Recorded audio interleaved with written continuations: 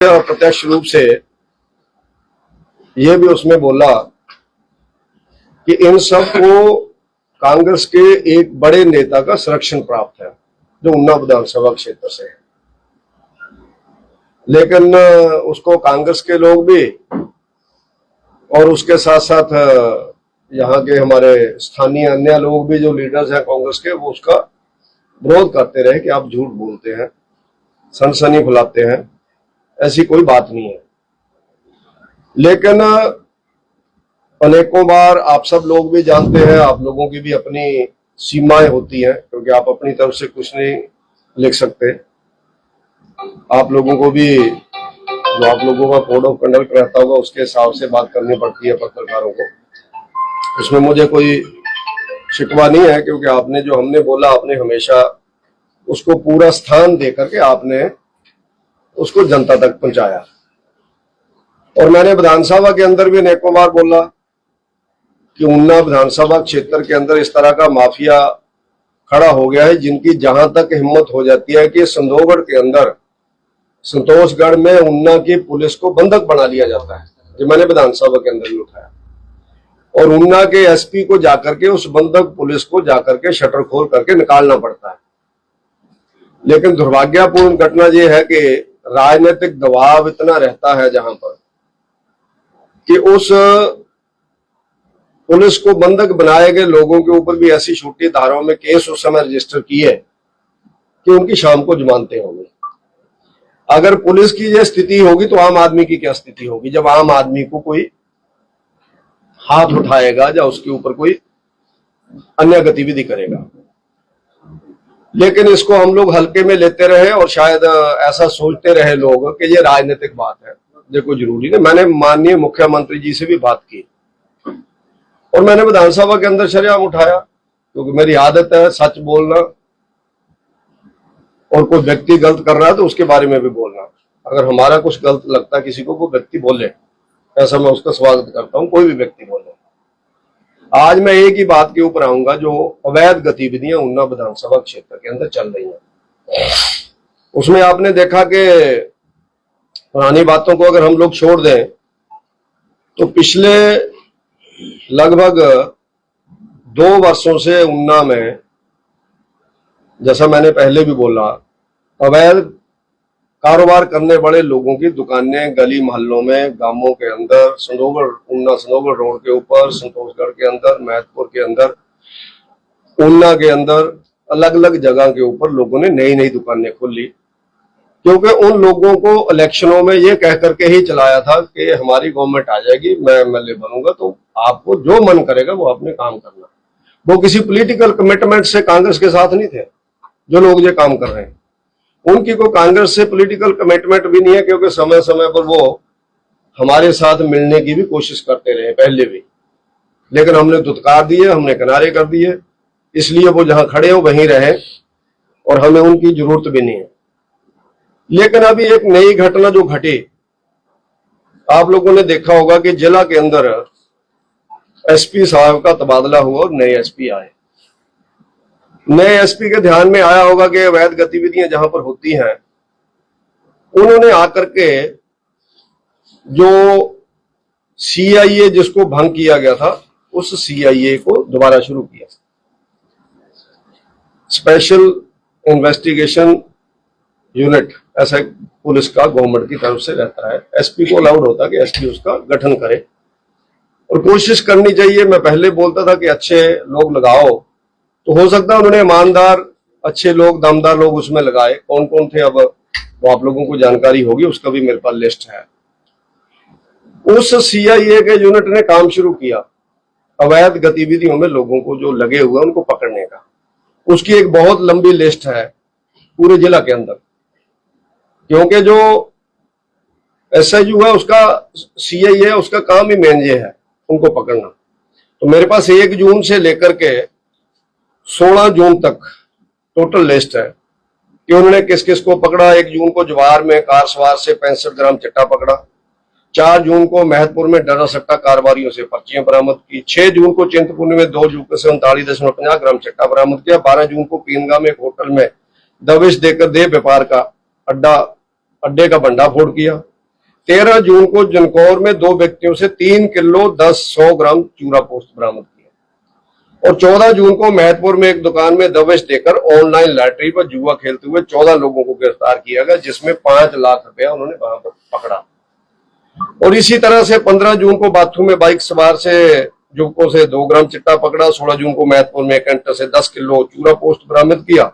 ऐसी अलग अलग घटनाएं चल रही थी, यानी उनके ऊपर कार्रवाई होनी शुरू हुई थी।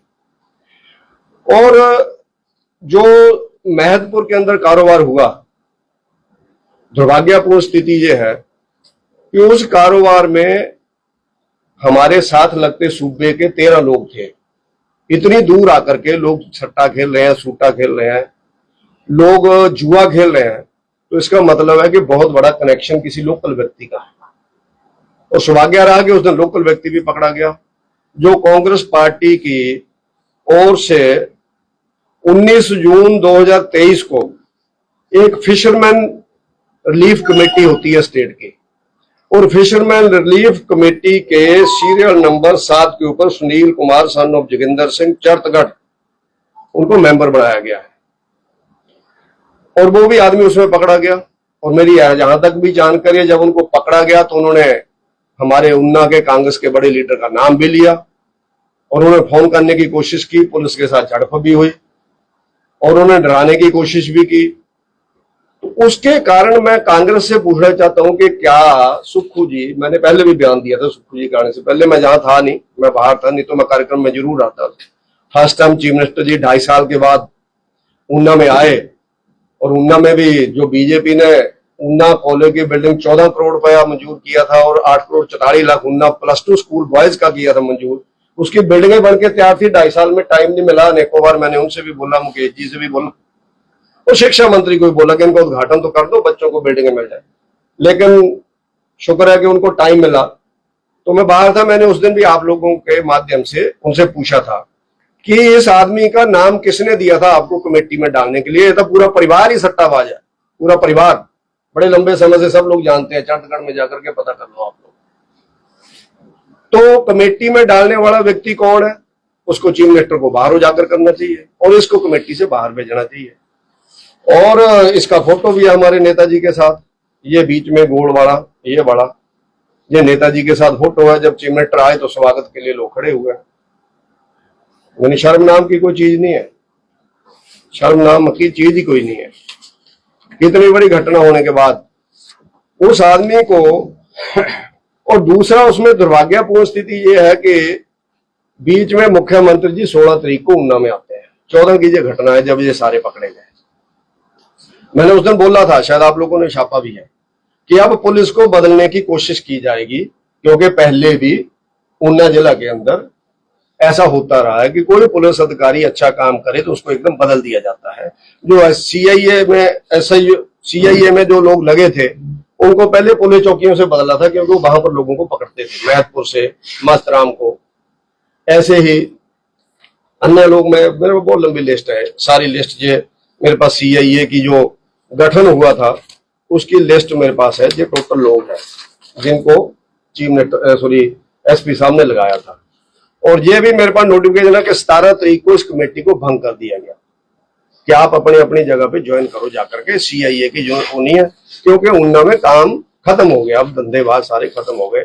मैं मुख्यमंत्री जी से, मैं उन्ना के पूर्व विधायक अपने नामराज सिंह जी से पूछना चाहता हूं कि उन्ना में क्या 2 नंबर का काम खत्म हो गया जिसको पकड़ने की जरूरत नहीं है, विशेष रूप से उन्ना विधानसभा में या जिले में? या फिर आप लोग उन 2 नंबर के लोगों को प्रत्यक्ष रूप से जो सिग्नल देना चाहते हैं कि आपके ऊपर कोई हाथ उठाएगा हम उसको चलने नहीं देंगे? इसका जवाब मुख्यमंत्री जी को भी देना चाहिए, और पूर्व विधायक जी को देना चाहिए, और उन्ना के एसपी को देना चाहिए, एडमिनिस्ट्रेशन को देना चाहिए कि आपने किसके कहने के ऊपर इस जो भी हमारा सीआईए का जो भी हमारा जो विंग बना था, इसको किसके कहने के ऊपर आपने भंग किया। तो दूसरा विषय मेरा इसमें यह है कि सुक्खू जी जिस दिन उन्ना में आए थे, उन्होंने उन्ना में, हमारे माननीय विधायक जी भी साथ हैं, उन्होंने उन्ना में यह कहा माफिया कोई भी हो, किसी भी दल का हो माफ नहीं किया जाएगा। पुलिस व प्रशासन को दिया खुला हाथ, कड़ी कार्रवाई हो। मैं सुक्खू जी को बोलता हूं कि ये हाथी के दांत दिखाने के और खाने के और क्या ये दर्शाता नहीं है? और मुख्यमंत्री जी की इतनी मजबूरी क्या है कि वो एक व्यक्ति को इतना शेल्टर करना चाहते हैं, पहले उस व्यक्ति का 3 करोड़ 15 लाख रुपया बैंक का माफ कर देते हैं लोन। मेरे उन्ना काशी चौंसी में 15,000 18,000 लोग हैं, उनके सबके माफ करो, उनके सबके माफ करो। कभी मुख्यमंत्री जी आएंगे, मैं मिलाऊंगा उनके साथ, उन सब लोगों को कि जब हमारे माननीय पूर्व विधायक जी का 3.25 करोड़ माफ हो गया तो हमारा भी माफ करो। और दूसरा, जब हम लोग बात उठाते हैं ऊना जिला की कि लाल सिंगी के अंदर उस तहसीलदार को लगा दिया गया जो विजिलेंस के अंदर पकड़ा गया सेटलमेंट के केस सेटल करने के लिए, 2 नंबरी आदमी को 2 नंबर के काम सेटल करने को लगाया जो इतने लंबे समय से। और आप देखेंगे स्थिति कितनी बिगड़ चुकी है। उसी गांव के लोग अपने गांव के पूर्व विधायक को नहीं मिलते हैं, पहले आदमी प्रधान को मिलता है। गांव में इतना बड़ा लीडर हो तो मान होता, आदमी को मान होता, अपने ऊपर हमारे साथ अन्याय हो रहा है। गांव के लोग, लाल सिंगी के लोग डीसी ऑफिस में जाके धरना देते हैं कि हमारी जमीनें कब्जा ली हैं। वो कौन कब्जा रहा है उसका जवाब देना चाहिए सुखविंदर सिंह सुक्खू को। अब मैं सुक्खू जी के ऊपर ही बात करूंगा क्योंकि सुक्खू जी ने मुझे जो जानकारी है, पहले उनको कोले में जो मीटिंग हो रही थी, आपने देखा होगा, एक नेताजी बार बार उनसे बात करना चाह रहे थे लेकिन उनके ध्यान में था कुछ गड़बड़ है, उन्होंने ज्यादा नहीं की। फिर कार में बैठ करके शिमला तक गए। फिर वहां पर जो स्टाफ के लोग बताते हैं कि पैर पकड़ के रोना रोया गया कि मेरे लोगों के ऊपर हाथ डाला जा रहा है। तो सुक्खू जी भी थोड़ा नाराज हुए कि तेरे बंदे वो ही है जो सारे 2 नंबर ही है। लेकिन अंत में जाकर के क्या मजबूरी है, मैं सुक्खू जी से पूछना चाहता हूँ क्योंकि मैं भी उनको यूनिवर्सिटी के साइंस से जानता हूँ। अब मामला ऊपर ही लड़ाई सीधी शुरू होगी, पहले नीचे थी, नीचे बेशर्म हो गए तो मालिक से पूछा जाएगा जो प्रदेश को चला रहे हैं। आपके बिना ये कैसे सीआईए भंग होगी? फिर उन्होंने, मुझे जानकारी है, उन्होंने एसपी साहब को बोला कि इसको भंग करो, ये कोई काम नहीं करेगी। अब आप कल्पना कर सकते हैं ऊना जिला के अंदर कैसा प्रशासन चल रहा है, नेताओं की क्या मंशा है। मैं तो आदरणीय उप मुख्यमंत्री मुकेश अग्निहोत्री जी से पूछना चाहता हूं, वो बोलते हैं कि ना फरोतियों वालों को छोड़ेंगे, ना धमकियों वालों को छोड़ेंगे, ना माफियाओं को छोड़ेंगे, हम कड़ी कार्रवाई करेंगे। मैं उनसे पूछता हूं कि आपको पूछ रहा है कोई क्या स्टेट के अंदर? आपकी कोई पुगत है? आपके जिला के अंदर ये स्थिति होगी, रोज लोगों को धमकियां आती हैं और आपको भी आ चुकी हैं। तो ये क्या हो रहा है पूरे जिला के अंदर? ये पुलिस किस तरह की है? एसपी ने कार्रवाई शुरू की तो एसपी के हाथ बांध दिए। अब थाना है तो मैं तो मान के चलता हूं सनोबड़ का पुलिस चौकी और महतपुर की पुलिस चौकी और ऊना के अन्य अधिकारी निचले वाले ये सब बिके हुए हैं। और मुझे जहां तक जानकारी है, जब उनको पकड़ा गया 3:30 बजे तो उन्होंने एंटर करते ही पुलिस को बोला तुम्हें 60,000 रुपया दे तो दिया, तुम कौन हो? उनको क्या पता था सीआईए वाले हैं। उन्होंने सोचा पुलिस चौकी आ गई है, उनका 60,000 तुम्हें दिया नहीं है मैंने पुलिस चौकी में महतपुर में। तो फिर उन्होंने बताया कि हम सीआईए वाले हैं, हम महतपुर वाले नहीं है। और मैं तो ये कहता हूं सुक्खू जी को, सीआईए को 3:30 बजे जाके रेड करनी पड़ती है। उस पुलिस चौकी को पहले टर्मिनेट करने चाहिए। वहां के अधिकारी जितने भी महतपुर पुलिस चौकी के अंदर मुफ्त खोर तनख्वाह ले रहे हैं, वर्दियां पहन करके लोगों को डरा रहे हैं, उन सबको टर्मिनेट करो और जिला के बाहर इनको भेजो बदली करके।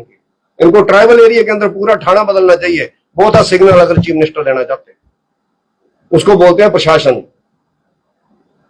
तो इसलिए मुख्यमंत्री जी ने एक बड़े नेता के कहने के ऊपर इस तरह से आम और गरीब आदमी को दहशत में जीने के लिए ऊना जिला के अंदर मजबूर किया गया है।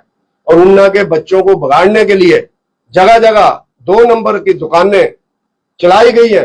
और दुर्भाग्यपूर्ण स्थिति जो है, मुझे ये बोलने में भी दिक्कत नहीं है कि ग्राही का हिस्सा बड़े नेताओं तक जा रहा है। मुझे ये कहने में गुरेज नहीं है।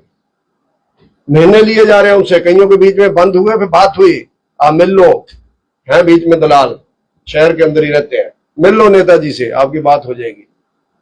वो कौन है उनके आदमी जो बोलते हैं?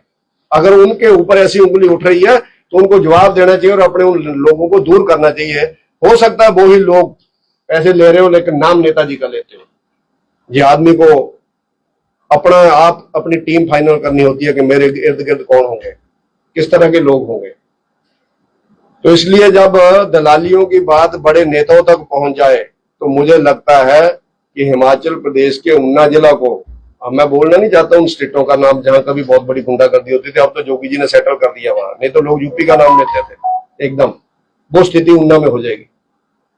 वो दिन ना आए, वो हम आप लोगों को दिन ना देखने पड़े, आप लोगों को भी डर करके ना लिखना पड़े कि यार कहीं कोई ऐसा ना हो कि हमारे ऊपर फायरिंग हो जाए, इसलिए 2 लाइनें छोड़ देते हैं जो सच की लाइनें हैं। वो पत्रकार बेचारे कितना भूत रहे होंगे उन स्टेटों में, आप जानते हैं क्या क्या होता था, वहां किस किस की हत्याएं होती है। किसी को नहीं बख्शता है जब बदमाश लोग सत्ता के साथ चल करके बदमाशियां करते हैं। इसलिए मेरा निवेदन है कि आप लोग इस सच को एक लड़ाई के रूप में लड़े, और उसके साथ साथ आप सब लोग निडर होकर के काम करें। किसी को डरने की जरूरत नहीं है, और मुझे लगता है कि किसी को अपना जमीर बेचने की भी जरूरत नहीं है। जमीर ही जिंदगी में सबसे बड़ी जगीर होती है आदमी की, बाकी जगीर जायदादें नहीं होती हैं, जमीर बहुत बड़ी जगीर होती है। तो उसके नाते हम सब लोगों को अपनी जमीर को रख करके हम लोग लड़ाई लड़ेंगे।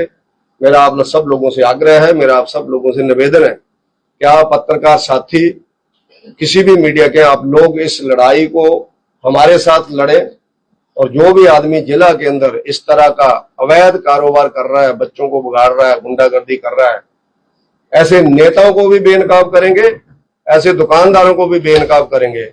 और मैं उनको भी बोलता हूं जो इस तरह के व्यवसाय से बड़े बड़े कोठियां और बड़ी बड़ी गाड़ियां लेके घूम रहे हैं ना, बीजेपी आएगी, बुलडोजर एक्शन करेंगे हम। यहाँ पर जो पंजाब में हुआ ना, उत्तर प्रदेश में हुआ, बुलडोजर एक्शन पहला अगर हिमाचल में होगा तो अगली बार ऊना के अंदर होगा। पूरी इंक्वायरी उस समय विजिलेंस से कराएंगे कि इसके पास पैसा कहां से आया, इसकी इनकम के सोर्स क्या थे, इसके 6 टिप्पर कहां से चल रहे हैं, 2 जेसीबी कहां से चल रही है, पटियाला से पोकलैंड कहां पहुंची हुई है। मैंने पुलिस को बोला है कि तुम लोग पता करो इस एरिया के अंदर कौन सा नेशनल हाईवे का काम चला है जो चेन्नई वाली पोकलैंड पकड़ी जा रही है स्लोगढ़ के अंदर। पोकलैंड तो लगती बड़े नेशनल हाईवे के ऊपर है, हमारे एरिया तो काम ही नहीं है पोकलैंड का।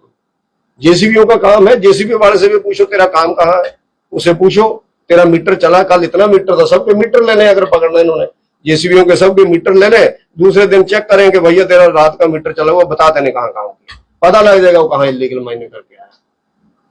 ये डंग होते हैं, अगर ईमानदारी से अगर किसी को पकड़ना है तो ये डंग होते हैं।